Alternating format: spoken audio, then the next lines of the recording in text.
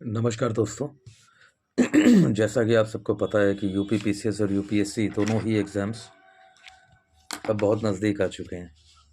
तो ऐसी कंडीशन में हमें अपने सिलेबस को बहुत ही अच्छी तरह से कंप्लीट करने की ज़रूरत है, राइट।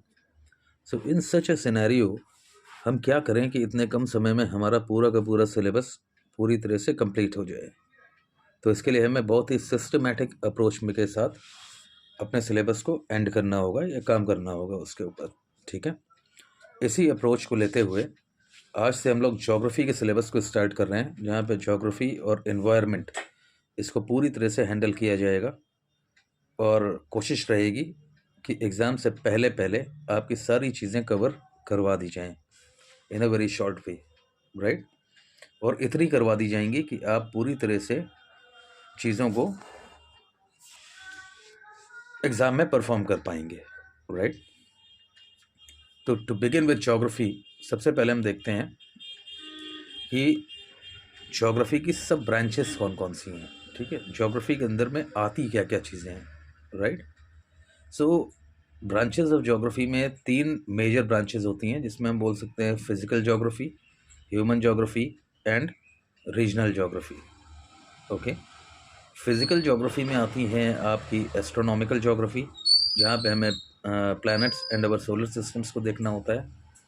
उसके बाद आती है जियोमॉर्फोलॉजी, जहाँ पे हमें अर्थ की सरफेस से रिलेटेड उसके relief features, mountain building, volcanoes, earthquakes, plate tectonics, continental drift theory, big bang etcetera, ये सारी चीज़ें हमें जियोमॉर्फोलॉजी में देखनी होती हैं। Next comes the climatology. Climatology में जितने भी अर्थ का एटमॉस्फेयर है, उसके वेदर कंडीशंस हैं, राइट, वो सारी चीज़ें देखनी होती हैं। इसके बाद जो नेक्स्ट ब्रांच होती है, जो नेक्स्ट इंपॉर्टेंट ब्रांच है, वो है ओशियानोग्राफी। ओशियानोग्राफी में बेसिकली हमें देखना होता है या पढ़ना होता है हमारे ओशंस के बारे में। ओके, कि ओशन का ओशंस कैसे हैं, कितने हैं, कहाँ कहाँ पे वो हैं, उनका लोकेशंस। उसके बाद ओशन बॉटम रिलीफ कैसी है।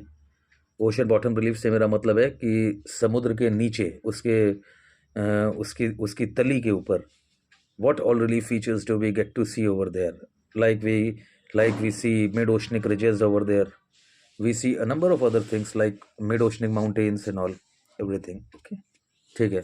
इसके साथ हमें देखना होगा बायोजोग्राफी, और बायोजोग्राफी के साथ हमें देखना होगा सॉइल जोग्राफी, ठीक है। तो इतनी सारी चीज़ें हमें देखनी होंगी फिजिकल जोग्राफी में। Now coming to the human geography part. Human geography में बेसिकली बहुत सारी चीज़ें हैं, बट इसमें से हमें कुछ लिमिटेड चीज़ें ही पढ़नी होंगी जीएस के लेवल पे, okay. But to be more precise with the branches, तो human geography is further subdivided into population geography, population geography, then political geography, then social geography, cultural geography, then there is economic geography, right. Economic geography में हमें क्या क्या देखना होता है, trade देखना होता है, एग्रीकल्चर देखना होता है, ट्रांसपोर्ट देखना होता है, इंडस्ट्रीज़ देखनी होती हैं। Then there is settlement geography, जिसमें हमें देखना होता है कि रूरल सेटलमेंट्स कैसे हैं और अर्बन सेटलमेंट्स कैसे हैं, माइग्रेशन के पैटर्न्स क्या हैं, राइट। तो ये सारी चीज़ें जो हैं हमें देखनी होती हैं ह्यूमन ज्योग्राफी में। और जो इसकी थर्ड मेजर ब्रांच है वो है regional geography. Regional geography actually GS के पॉइंट ऑफ व्यू से बहुत ज़्यादा इंपॉर्टेंट नहीं है, जिनका ऑप्शनल है उनके लिए तो रीजनल ज्योग्राफी भी इम्पॉर्टेंट हो जाती है। इसके अंदर बेसिकली हम पूरे जो भी रीजन्स हैं उनको तीन बड़े रीजन्स में डिवाइड करते हैं, जो होते हैं एक macro region, micro region and meso region. Macro जैसा कि अपना नाम सजेस्ट कर रहा है, एक बड़ा रीजन जिसे हम अंडर कंसिडरेशन लेते हैं और उसको स्टडी करते हैं।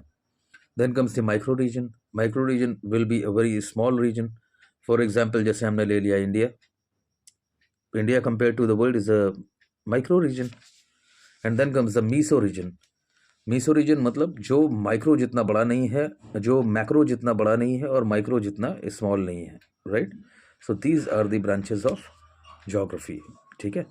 इसके बाद नेक्स्ट वीडियो में हम देखेंगे कि origin of earth means earth कैसे बनी, और ओरिजिन ऑफ अर्थ से रिलेटेड जो थ्योरीज आई हैं उन थ्योरीज को हम देखेंगे and we will move ahead. Okay, thank you.